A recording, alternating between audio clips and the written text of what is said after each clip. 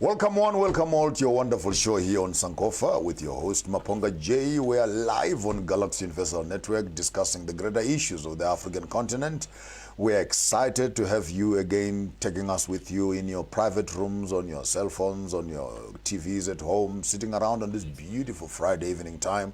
We're excited to be having a conversation with one of the big brains on the continent. I want to call him a trend setter. I want to call him a thought leader, a community leader, an indigenous African leader. Wow. Buntu himself. So good. You know, so we met a couple of years ago with yes. Buntu. We're going to meet. You know, sometimes Definitely. when you meet someone and the time is not yet right for you to do something. True. And I think our case was, you invited me to 2 of your meetings. Ish. And I missed. I was almost resentful, but I missed both of them. But I promise you that the third one. Yeah, at least. No, I'm not. The third one. Okay. I'll be in. You're still coming? No, I'm coming. Okay. It's confirmed. No, I'll hold you to that promise. That Buntu, please introduce us to yourself, who you are, where you are, why you are, and when you are, when I am. you do, who you do, what you do. And it's your show. I'm just here as a facilitator. Wow. Thank you so much, Tata Maponga. First of all, thank you so much for inviting me. I'm very honored to be here. It's incredible to be in your presence, and thank you for the incredible work that you do. It inspires so many. So I am Baba Amani Olubanjo Buntu, with doctor in front sometimes, okay. Depending on the occasion. Yeah, for sure. You know, we need sometimes. For control. Yeah, exactly. When you need to manage who you are around, but I don't have to do that now. So I think I would describe myself as a servant of the continent. I live and breathe and will one day die for this continent. I'm very concerned about Africa, but I also love Africa deeply, deeply, deeply. So for me, Africa is very practical. It's something that I need to engage with every single day. I am originally from an island in the eastern part of the Caribbean called Anguilla.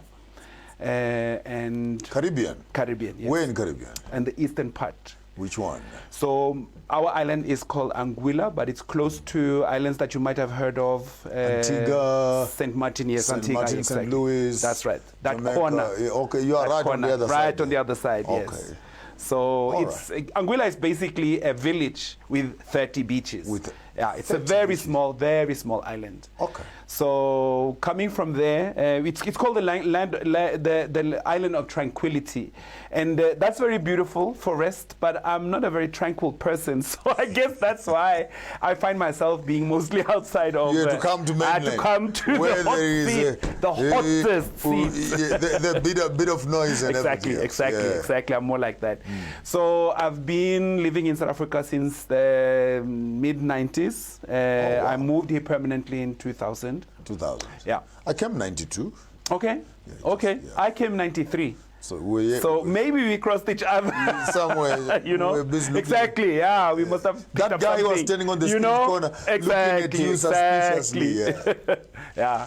No. Wow. So the journey has taken me many places, but most of all, what I'm preoccupied with mostly in South Africa is together with my wife, my queen, Mama Tebucho. And you married locally? Yes. I can hear the name. Yes. She's originally from Northwest Province. And also a family of, when we get deeper into the story, I think part of my journey has also been being a very lost African person in terms of understanding my background, my history, my where do I locate myself in the world, and why is my history so difficult to understand and get hold of. So I think we have also created a family around us that there are many lost souls in this world, and you know that more than anyone. Even those on mainland. Exactly. Oh yes, everywhere.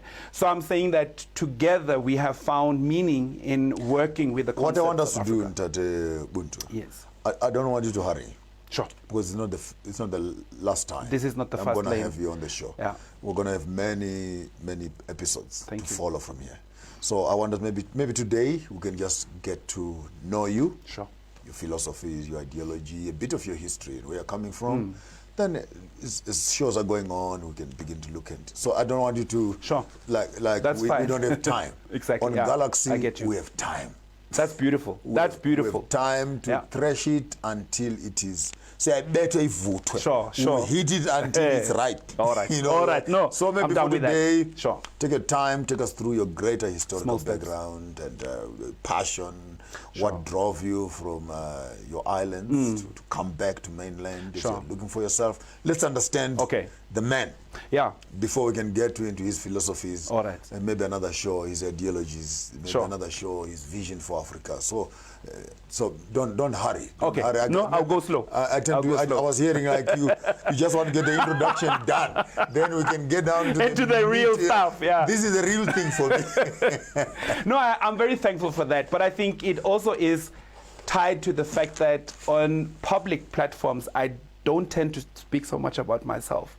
I'm a little bit shy when it comes to that. And it's not that I have anything to hide or that I'm embarrassed to talk about, but I feel that we have so little time. And I'm glad that you have time here, so I'm going to take advantage of that. But I'd like us to get into the work as well. But so for the people out there who are meeting Buntu for the Buntu, who are meeting Buntu for the first time, and they're wondering, what the hell is this guy? So let's allow them to buy you and buy a full package. Okay. The man is from the islands, moved into South Africa. No, actually, I grew up for quite a number of years in the whitest country in the world called Norway in Scandinavia. Norway? Yeah. Norway is Norway. There's no Norway. place called Norway. Seriously, Norway.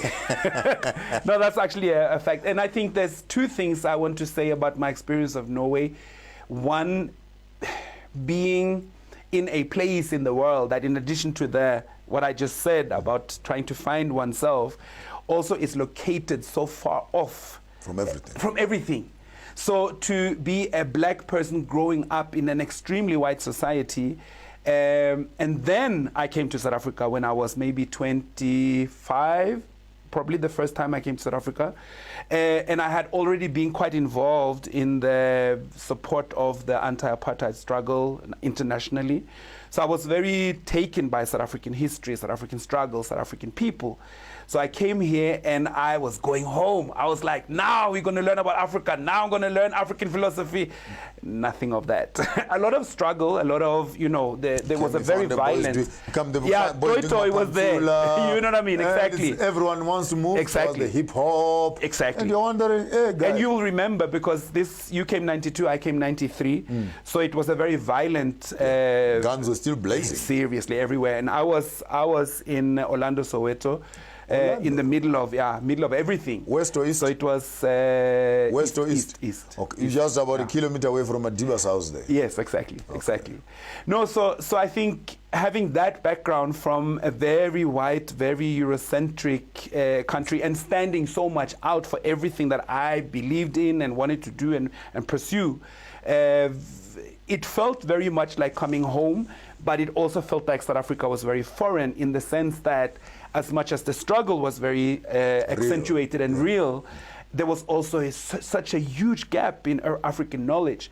I couldn't find people who could guide me the way I had hoped that they would when it came to African knowledge. And it's with that in mind that I'm very appreciative, especially of young people who I work with most of the time, to see that young people are coming forward now, really grasping and reading and wanting to understand African spirituality, African history, African politics, which is, the longing was there in 93 as well, but I think young people have pushed the boundaries much further, and that makes me just so proud. Wow. And actually, if you can just get onto the social space, media, you will find that there is a movement. Oh, yes. It might not have a name. True. But children of Al-Kebulam are waking up. Absolutely. They're asking questions. Yeah. And the other day I almost said that the white Jesus must pack his bags. Thank you very much. And go back home where he came from. But last time I checked at the airport, he was on his way to India and China. Right. But he now knows that his rentals here are very limited. And thank you so much for stamping that passport and say not valid anymore. I had to stay on it. I could have said it once and stepped back. But I said to myself, you know, you're going to press this thing until all the pus comes out and etc. No, and I admire that because I wanted to just share a funny story when you talk about the white Jesus. So I was invited to a PAC function some years back. And I don't know, for some reason, I've always, or for the longest time, taken it for granted that if you're Pan-African, you have also dissected and problematized the Bible and the history of Jesus and all of that. So I wanted to, in the lecture, I was talking about falsification of history and things like that. And I wanted to use the example of the whitewashing of Christ as the biggest lie in history. I said, you did a war. And then I said, just think for a second that we now all think of Jesus as white, and we all know that he wasn't white. And then I continued. And there was something in the room, and I think maybe I stepped on too many toes, or maybe I shouldn't have said that. And I was just thinking at the back of my mind. Then we had a break. And I was walking around, and people were just looking at me a little bit strange. You don't believe in Jesus? And then, no. And then they're looking at Jesus pictures like, you have denied you don't Jesus. Know me. And then one comrade, he kind of came up to me, and he kind of spoke under his breath. Baba Bantu, you said that Jesus is not white. He's not white.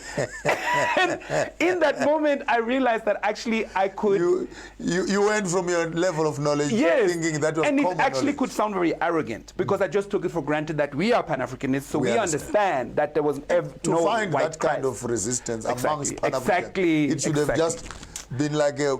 But it taught me something. And I think that's why I admire your work so much, because you go in and you don't say, maybe we should talk a little. You just say, you know what, let the guy just leave the room. I'm not interested. No. The white Jesus. And there is time for that. There is a time for that. So thank you for pushing.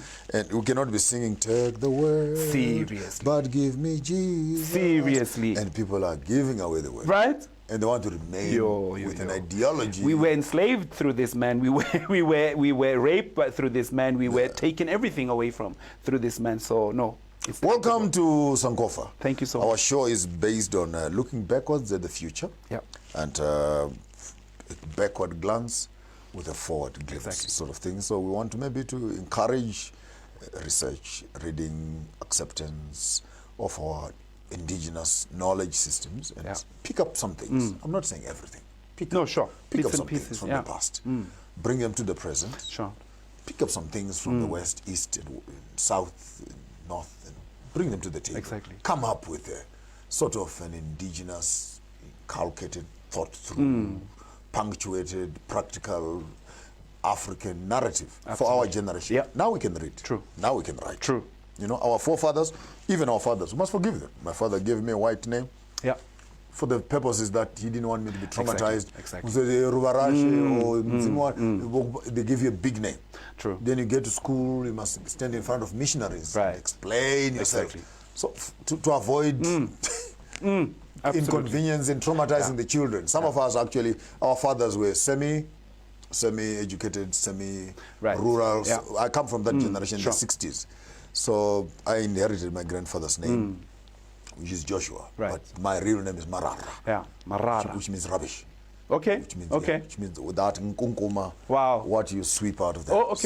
Okay. But Marara also means the leaves that are falling from the tree. Right. The manure that goes in the ground. Wow, very fertile important. soil. Exactly. Where the next generation can plant and it can come out of that. It's only 2-3 years ago, past 49 years, that I started to use my original name, Marara. Okay. Yeah, so the trauma is real. Welcome, Marara, to this world. You are needed so much. So I always say to the young people out there, take your ideas, plant them on this rotten soil. You know? Plant your ideas on this manure, in these worms. You know, what the church might throw away and say useless. True. If you go where it is useless, that's where it is fertile. Exactly. Yeah. And you will see things grow. I will not torture you. It's your show. Take us through things that keep you awake at night. Okay. Well, you know, to start that off, I think for me, family is very central to my life. And it's that for many different reasons. Starting with that I come from a very fractured background myself. My family is all over the world. For the longest time in my life, I never experienced family in the sense that I hoped and dreamed about, meaning sitting around a table, having a meal together, having the parents together, the uncles and aunties together, even cousins, and like it was very fractured. And there were many instances where we just got to understand that because there's a conflict between so and so, I'm also not supposed to speak to my nephew, my cousin, like a lot of those things. And in addition to that, also feeling that family as a symbol of belonging and presence and being able to lower your shoulders in a very cold and difficult world, that was something that I was longing for and looking for and never really being able to find. And to fast forward from that to finding myself in a life where family has become very natural to me. Family is a daily experience. Family is something that I'm now part of. And the fact that you can actually create that family. Exactly. When you come back after the break, we want to dig deeper into the experience of a brother, a prince, who has come back home on mainland, putting his feet on the ground, connecting with the great African culture. Dr Bantu is in the house with us today. Don't go away. We'll be back just after the break. Hello. The fourth industrial technology era has forcefully changed how every profession has been working for its clients. The world has become smaller than what we used to think. Imagine the ease of talking to a person who is in Australia, China, or Germany while you are in South Africa, as if you're just next door. The ease that globalization and the fourth industrial technology have brought to humanity entail doing business anywhere in the world as long as you have the purpose and the means. It is our expertise as MB Chabangu Incorporated to advise clients immigrating to South Africa on various permits and on opportunities for travelers who intend to sojourn in South Africa for a longer period of time. Ayé náà ti kéré ju èyí tí a rò lọ. Nítorí náà, ìmọ̀ wa ní ìsìlọ̀ àti òfin àgbáyé ṣe wá ní ọ́fíìsì àkókò lórí àwọn ìṣòwò ilé àti ìgbaniláyé láti gba ìwé ìrìnnà fún iṣẹ́ okòwò. For MB Chabangu Incorporated, re ba eletsi dinotari le basebedisi le di-office tša rena kua Pretoria, Johannesburg le Bloemfontein. MB Chabangu Incorporated e humanega ga bonolo go bareki ba rena.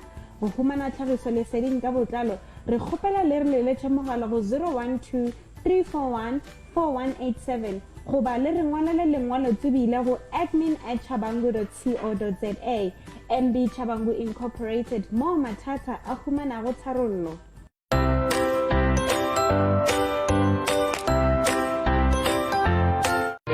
Tech Talk brought to you by Tamani Technologies and Systems. Tamani Technologies and Systems takes leadership in fourth industrial revolution. The whole world is facing a transformation. The revolution will be developed into the following stages: digitization, cyber security, Internet of Things, managed services, document management, and business applications. We provide business transformation and ICT solutions with presence in 13 African countries and 2 European countries. We are your leading partner in integrated platform providers, innovation leaders, standalone products, and innovation pace setters. Tamani Technologies and Systems, delivering value across continents.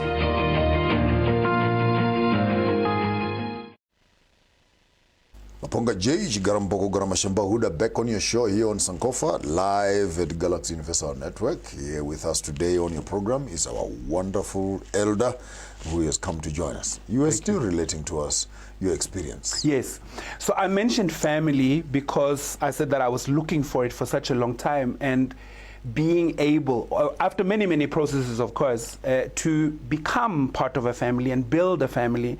And I'm using that to also illustrate why, to me, African culture is very practical and a tool that we need to stop to think of as something we need to go back to for reasons we might not even understand, but something that I have some expectations from. I'm lost. What can culture do for me?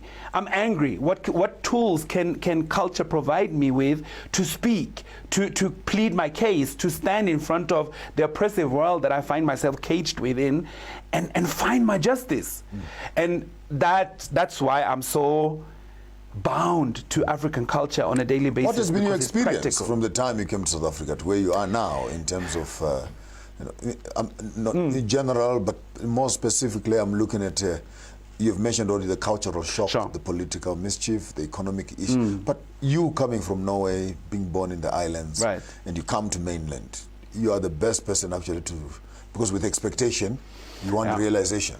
Sure. And when you get on the ground and actually find out maybe what you actually thought would be there is not Yeah. there. Well, I had some experience from other parts of the African continent, from East Africa and West Africa. So I found South Africa to be very different. I think the struggle story made me, seeing it from outside, made me think that South Africans are super grounded. They stand extremely, and because the South African voice was strong, it spoke against whiteness, it confronted whiteness, it spoke against Europe in ways that I didn't find as pronounced in many other parts of Africa. So I thought, without necessarily checking it, I just thought that means, and the singing of South Africa, the Mpumalanga, like, you understand? Zabala. Hey, seriously, this was like things that spoke to me. So I was like, I'm home, I'm done, like, I don't have to sweat anymore. You're the Che Guevara spirit. Exactly. Let's go to war. But then I realized, like, no, there are other layers to South African reality where spirituality, at least to a huge extent, had been demonized and taken away, and was very difficult to kind of find, at least as I entered South Africa. Now, of course, I'm working with traditional healers, I'm working with practitioners, so it's a different story. But it took some time to be able to navigate and find my way, especially on the spiritual search. So that has been, I think, and that's something that maybe some people find difficult to understand about me and the work that I'm really involved in that I have a very strong spiritual side and a very strong political side. So for instance, I would sit down with spiritual practitioners and say that you need to understand white supremacy, and they say, no, color doesn't really matter in the spiritual world. Well, it does, because those who are oppressed are also in... It defines everything. Exactly. So, and then I will also sit on the political side and say that we need to understand spirituality. We can't just talk about isms. We also need to speak about some them. of these isms are actually imported isms. Very. No, that's true. That's true. But that duality, for me, has become, over the years, very, very important. Wow. It's quite interesting, interesting. And your family that you married into in the Northwest, so let's get a bit... sorry, I see where you want to go now. Let's get a bit romantic. Let's see here how... because sometimes, you know what happens in this media space? We create monsters. Sure. We create these superheroes. Yeah, true. That are cold people. That are non-family, non-romantic. Exactly, yeah. They don't sit down to fix up a toy of a child. Yeah.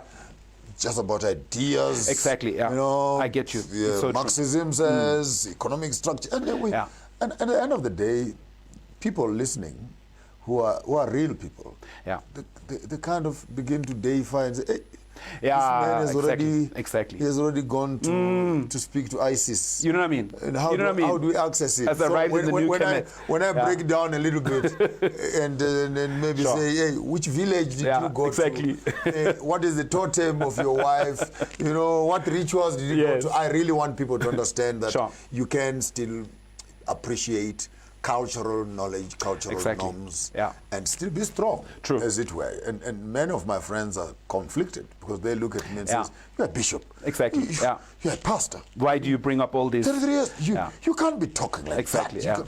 But I'm saying, hey guys, after I step down from the pulpit, I drink water also. I eat pap, I sleep, I get tired, I get angry, and so please indulge us in that corner, and I'm doing so deliberately so that someone listening out there can understand actually you can build a Pan-African career, but Pan-Africanism does not mean you don't build families. And I think it almost means little without it. What do we want the land for? Isn't it to build thriving, strong families? So I agree with you, and I always have this charge against many of the Pan-African and Black conscious circles that this is where we need to learn about relationships. We know a lot about books and isms and Fanon and Marxism, but we don't know how to form a relationship. We don't know how to create a ground for a child to grow up and be proud of who they are. And I think then we have missed the plot. What are we really working for them? Are we just trying to impress each other with what we know? So thank you for the question. I'm very happy to speak about my wife. Take us to the village. Take us to the village. So my wife is from... Where do you meet your wife? Where do you meet your wife? Where did we... You know what? We met through a friend. I have a very good friend who is very placed in the IKS page, Indigenous Knowledge Systems. And we had many, many brotherly conversations about family and about life and about so many different things. And he said once that there's a sister I want you to meet. And I was like, for what? Like, what are you trying to say? You know, love doesn't really work. You know that these things, marriage is practical. Your mind is... Exactly. Yeah. I've had some experiences and I wasn't really want to go down that road, at least not the same way. So I wasn't going to jump just because there was a sister. So, but it went from that to a long, because just when I was about to really meet her, she actually came to meet me and I was not at the event when she came. I hosted an event where I was not present and she came. My word. To check me out. And Bantu was upset. And I was not there. I was upset. And then we tried to meet. She and didn't bring it up and then must bribe her with flowers and say, I was looking for you. You understand? You didn't turn up. I could have lost this in such a big way. Then we were supposed to meet, but then I had an engagement outside of the country, so I was away for a couple of months. And then we started to communicate electronically, which was quite interesting because everything was just, she said, I'm contacting you because I know that you work with young people and I would like you to advise me on a couple of issues around youth. So we just kept it there. It was just about, sharing what we are interested in and things like that. But on both sides, and this is what I know now, on both sides we were feeling a bit silly, like, why am I feeling that there's something more to this conversation through an email? Like, come on. Getting a bit tinged. Yeah. Sometimes you're expecting. Am I desperate or what? Sometimes you type an email that is so professional, but inside you, then you're eagerly waiting for the reply. You know that kind of thing. You know what I mean? But still trying to be professional and let me not answer right away. Let me at least wait 10 minutes. She must answer first. Exactly.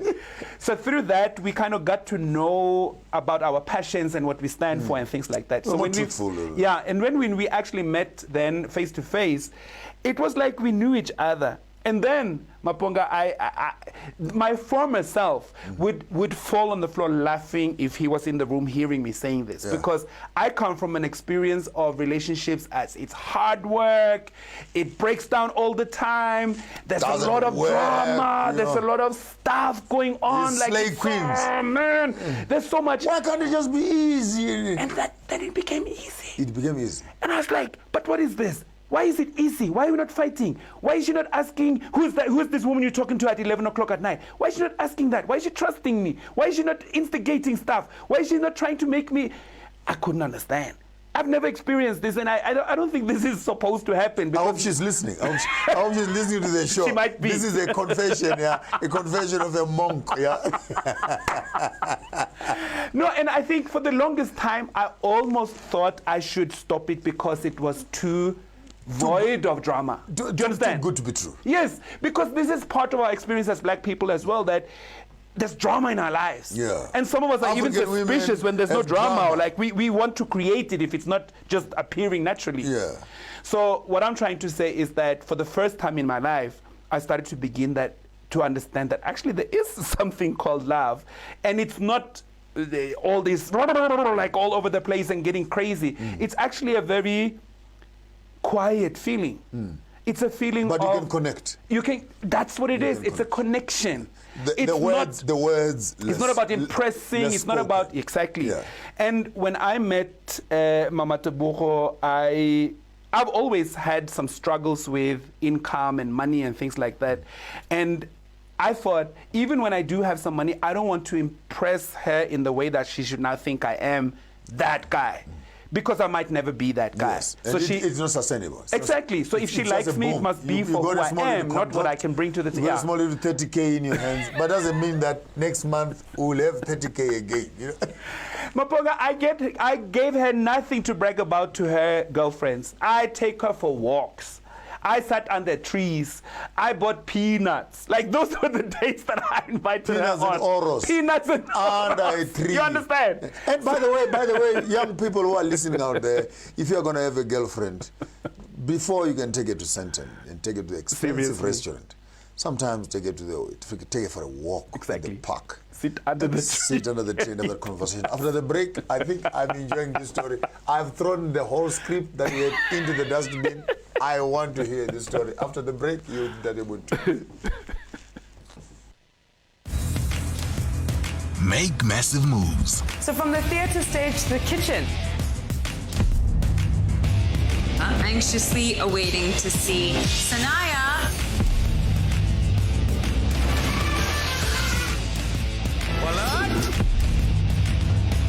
What else is this if not love? Make massive moves with Starsat.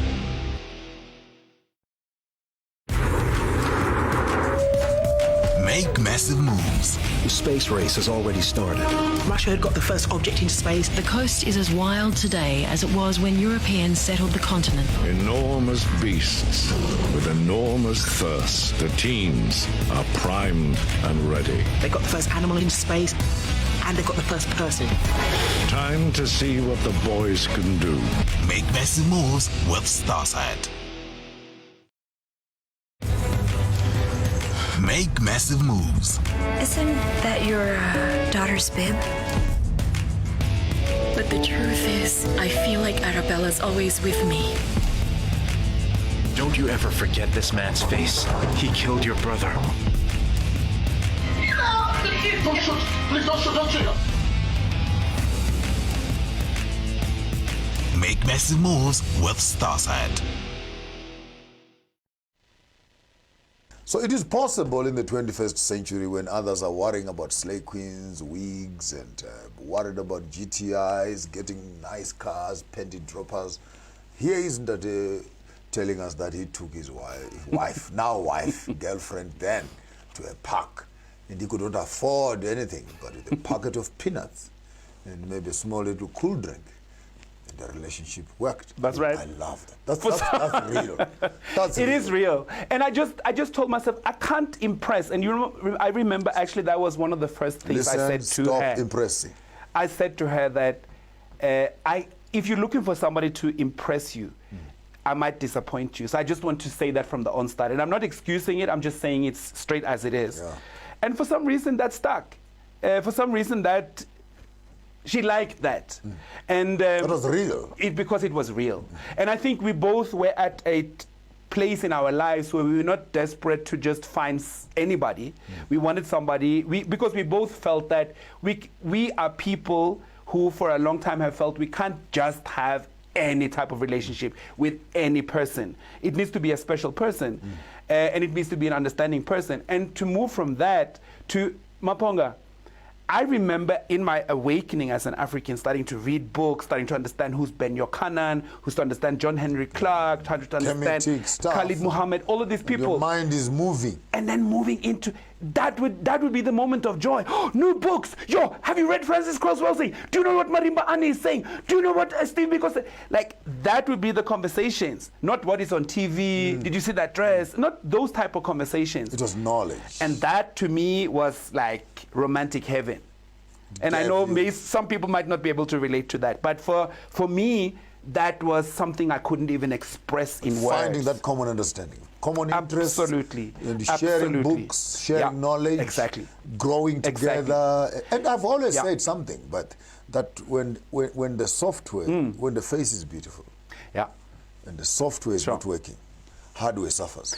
That's so true. If I cannot have an intellectual, mental connection with you. True.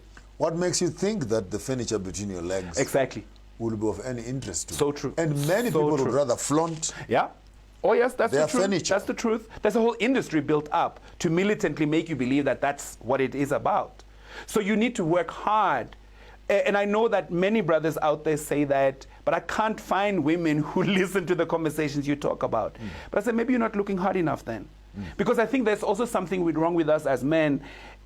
Sometimes we say that we want a strong African queen, but when that African queen comes, we are actually intimidated.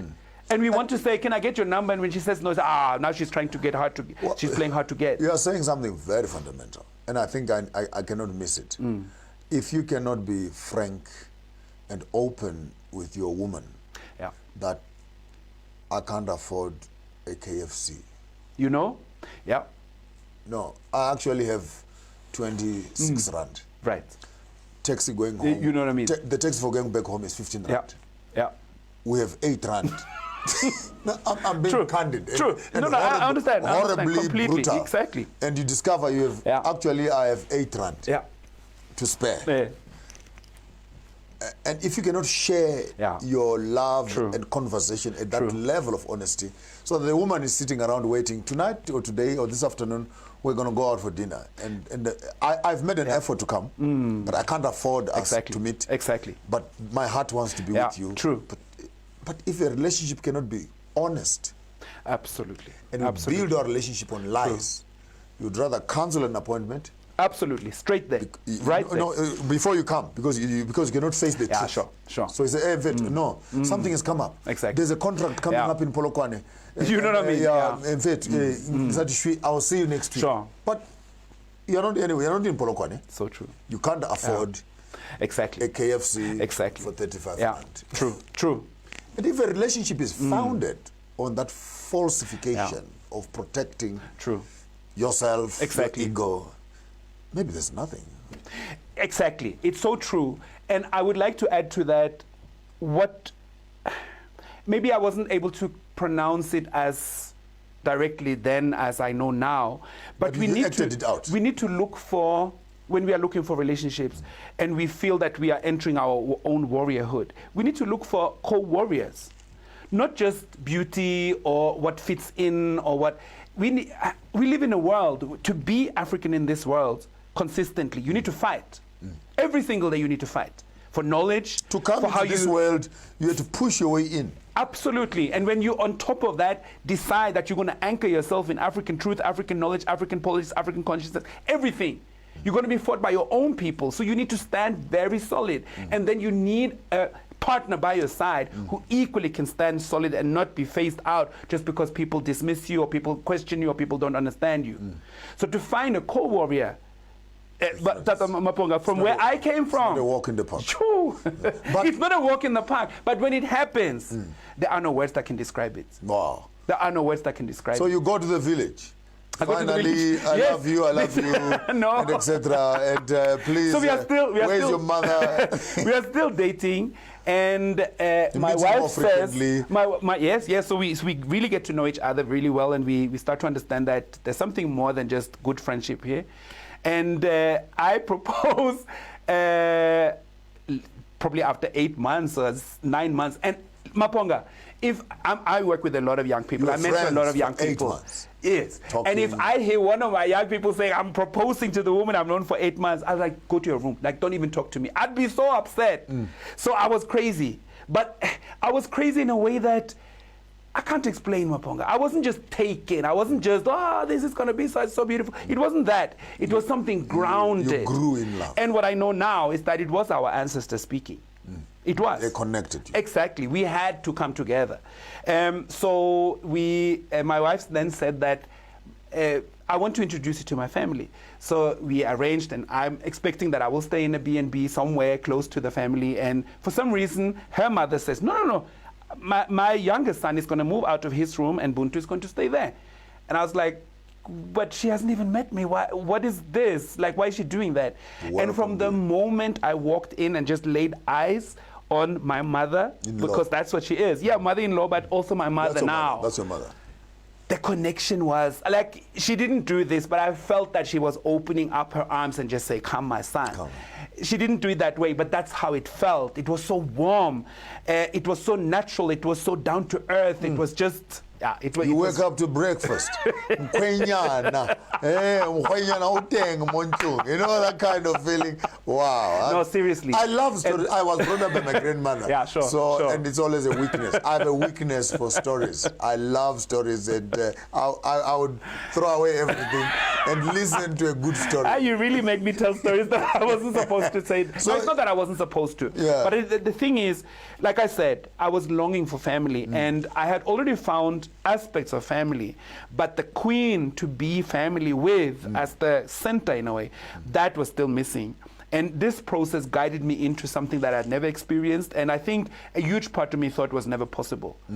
So We then got married. We did the Mahadi ceremony. We did all the Mahadi. Yeah. Take us through. It's a cultural month. Yes, that's part of the drama. So what was interesting with us is that I come from I've been initiated into Ifa, which is Yoruba, West African system, and also have my Caribbean roots. Mama, my wife, she is very. At the time when we met, she was very advanced into Kemetic orientation of spirituality, but she also have her Tswana roots. So we wanted to bring all of this. I can just imagine what some of the elders must have been not really telling us in our face, but probably think, what are these guys doing? What is this Kemet have to do with Tswana? I'm sure they discussed a lot of those things, but for some reason, they allowed us the space. And yet, yeah, the Tswanas, particularly the Khoisan, Tswana, Pedi, etc., they mention there's no one who wakes up in that land and the day goes down without calling on Ra. Yeah, true. True. Exactly. The connections are strong. And by the way, guys, I'm being mischievous. We are sitting with a Kemet student here. We can get into the pyramids of Giza and cut down pieces, all those writings on the walls and etc. But behind all this education, there is a man, and for me on this show, you are very cheeky. It is just maybe to find the man for this first show. Maybe next week Friday we can do another next week Friday. I'm game, and then we can get really into the real bigger, gritty, cheeky stories that are there. But here we are in Northwest, from the Caribbean, doing, and it gave us some of the diet. You know, the diet. Yes, there's all this complicated So what I haven't even said is that I want to hear that part. Both my wife and myself, at the time we had met, I mean, I had been vegan for a number of years, and my wife had been vegan for a year or two. So already that's an issue, of course, in our families, on both sides. But what is interesting is that I didn't have my biological family with me here when we were sending the letter and saying we want to talk and want to set up and everything. So I had to now bring my uncles in town, you know? So I had to bring my bigger brothers. I had to bring my uncles, and that's what I'm trying to say. That South Africa. You shipped them in? No. They were here. Meaning not biological family, but people that I had over the years started to relate to as my own. Mind you, I had been in South Africa at that time permanently for more than 7 or 8 years. And I was already upset with my ancestors because I was like, let's make a deal. I do some work before I come to South Africa, and then when I come to South Africa, the Queen should just meet me at the airport. So I'm like, why is she not there? And 7 years, 8 years, like, ancestors, what's wrong with you? Why are you not? You sound like Jacob waiting for 7 years, waiting for some Rachel or Leah to come through. Exactly. So I had to go through that until, and now I'm so happy for that. I had to go through that. I want to hear the finish up the wedding. So we do the Mahadi ceremony. We seal it off. We celebrate. I have mothers and fathers, South African, not biological parents, but feel very strongly like parents. And then because we also have an economic issue, we need to, so we space our celebrations over some time. Yeah, so a couple of weeks later, we welcome the bride to my house. And then a year later, we now bring the family. Now my biological family is also coming. Fly in now, yeah, which was really, really beautiful because as you would know, as much as, and you know that Yoruba culture and Ifa is very strong in parts of the Caribbean. I was in Ifa. I went to Ife. Right. So although my family is not necessarily very strong in the Ifa tradition, I just have found resonance with it. But for them, it was also a welcoming back to the roots that they had been missing in a way that especially my parents could not really maybe say or accentuate. So them meeting the family here, it was it was magical. I can't even use another word. So what I have come to understand now, and that's I like to speak from experience, not just from books and from theories. Love is possible as long as you redefine it away from the romantic nonsense. For me, love is respect, it's honor. And it's respecting another African. And I don't know what business we have marrying anyone else than those who are other Africans. I have an issue with that. But that's I'm sure we can touch on that later. Because we need love, we need respect, we need honor. And I need to understand as an African man, my reflection is in the African woman. And we need to give each other that because we haven't been seen. When you come back after the break, I think it's getting warmed up here. The man is expressing his heart, found some love on the greater continent of Africa. Yes, in the greater Northwest, in the great Tswana tribe. Let's come back and hear how this whole story ends up. But don't worry, next week, Friday, we'll start digging into this man's knowledge system and hear what he's all about. Just after the break. Make massive moves. I feel confident. I feel like I can take on the world. You're telling a story through your clothes. Such a professional, you wouldn't even know. Criticism is one of my biggest motivations. Darling, you want to be a model? Like, oh my God. I'm glistening. The fashion industry needs people with beautiful faces. I would pay thousands of dollars for that look. Make massive moves with Starside. I want you to eat healthy food because it's delicious. Make massive moves. Would you like another one? I love it. I love this soup. This is amazing. The grits are so creamy. Oh. I take pride in my grits. So flavorful. I think that looks wonderful. Yeah. It's so incredible.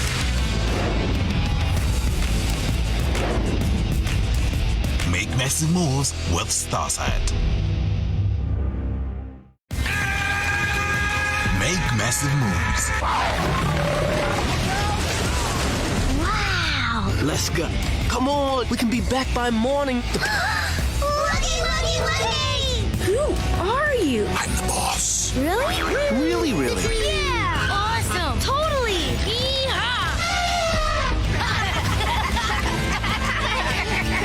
Very funny. Make massive moves. Thank you very much and welcome back again. Thank you for giving us access into your greater spaces. Here with us is Dr Bantu, taking us through his experience on the greater African continent. I want to know everything. I can see. How many children later? Okay, so this is also very interesting. I have, through my life, been parented by many people. And I've always thought that I want to offer that to other young people. So me and my wife agreed very early in the relationship that more than having our own children, we want to create a home that many people can feel comfortable in. So we have one child together, but we have... Boy or girl? It's a boy. We have a huge family of people we refer to as sons and daughters who are not our biological relatives, but who have come into this home that we continue to build. I think I still would say that, even if we started it more than 10 years ago. It's a home where we want to live our African principles on a daily basis. So for me, African consciousness is not, for instance, to sit here or be on a podium or be invited to something, although it also includes that. But that's not the center for me. The center is what I do when there's no camera on, when there's nobody asking me any interview question. But what I do, even when you come unannounced visiting me, that's what you should find me doing. Practicing. That's the real you. Exactly. I'll do something for you, Dr Bantu. When I knew that you were coming on the stage and you were coming to my show, I sat down and decided I'll give you the biggest gift you will ever find on the African continent. Yes. And that is a library of African knowledge. Yes. True. I'll do it at a philosophical level. We'll always meet and I can develop on that. I'm holding a piece of stick in my hand, very small, which concludes the entire history and archive of African knowledge systems. So follow me very carefully. There's 3 stages on it. Time for you to be a student, doctor, the past, the present, and the future. 3 questions. What happened in the past? What is happening now? What will happen in the future? The first 3 questions. Question number 4, how are the Western people thinking? That's America. How are the Northern people thinking? That's Europe. How are the Chinese people thinking? That's East. And how is Ubuntu African, the South, makes a compass. Yeah. Within that greater space of knowledge system, then we constantly ask ourselves questions. Do we think like this? Sure. From the West to ourselves? Exactly. Yeah. Or do we think like this from Africa to the rest of the world? True. So you can bring marriage, for example. First illustration. How was it happening? How is it happening? How will it happen? Sure. How are they doing it? How are they doing it? How are they doing it? How must we be doing it? Exactly. You bring education, take it through the same process. You take medicine, you take it through the process. Yes. You constantly walk around with this stick, positioning it on every conversation that you have as you are walking through life. And you question every event in life and you process it, depending where you're holding it. Right. Spiritually, you're actually having a conversation.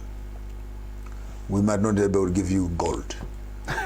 Yet. I cannot afford to give you a hotel ticket in the Caribbean for a holiday. But from ourselves here at Sankofa, from Farmers of Thought, from United Kingdoms of Africa, from the greater AIM, African Indigenous Movement, and from Maponga J Institution.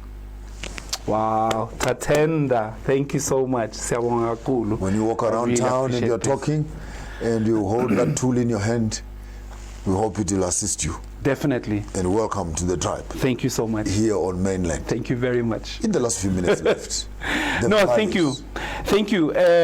Thank you for the gift and thank you for the knowledge it represents. And I think this is so significant in what it means to be African, that we appear as a people who just arrived or have very little to show for our existence. And even in this small, I mean in terms of size,